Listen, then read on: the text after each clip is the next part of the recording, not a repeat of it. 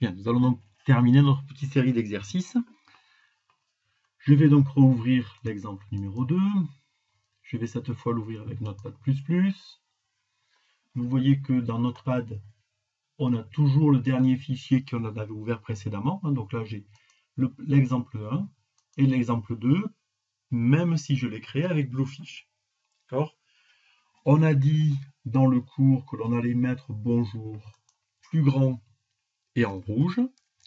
Donc font size égale +2 par rapport à la taille de la police du navigateur du client qui vient chez vous. Color égale red, l'ordre des attributs n'a pas d'importance. Quand on écrit size, face, color comme dans le cours, ou size, color, face comme je fais là, n'a pas d'importance. Face égale algérian. Donc il faut que je termine, que je clôture ma balise font avec la balise de fermeture fin font. Voilà, on va tester. Donc, j'enregistre sous exemple 3, enregistrer, et je teste. Ça, c'est la police algérienne. On voit qu'elle est écrite en plus grand. La police algérienne, par défaut, elle met en majuscule. Elle est bien écrite en rouge. Voilà.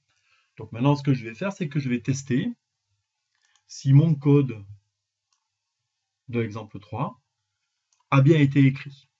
Je vais donc aller sur le site du validator du W3C. Voilà. Je ne vais pas indiquer l'URI ou l'URL puisque mon site n'est pas en ligne. Je vais lui demander de charger le fichier. Donc le fichier que je veux charger, c'est le fichier exemple 3. Et je veux qu'il check. Ah, il y a 3 erreurs. Première erreur, regardez, j'ai fait une faute quand j'ai tapé UTF-8. En fait, UTF-8 était une ancienne dénomination et la dénomination actuelle, c'est UTF-8. Si vous regardez dans le cours, c'est bien UTF-8 qui est marqué. D'accord? Donc je vais corriger et vous voyez qu'ici, il y a 3 fautes. Donc je vais corriger cette première faute. Donc en fait, ici, c'était pas car7 UTF-8, c'était car7 UTF-8. J'enregistre. Je viens tester et je viens recharger exemple 3. Super, il m'a corrigé les 2 fautes. Les 2 premières fautes étaient liées à UTF-8. D'accord? Ah, et regardez ce qui nous marque. C'est exactement ce que l'on dit depuis le début. C'est-à-dire que d'accord, font size +2, color red, face algérian, ça marche. D'accord? Mais c'est obsolète.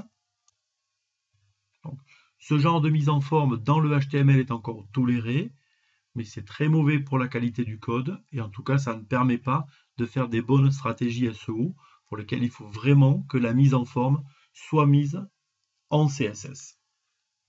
Je vais donc venir ici. Je vais peut-être corriger exemple 2 aussi, UTF-8. Du coup, j'enregistre. Bon, et ça, je le laisse dans mon exemple 3. Voilà.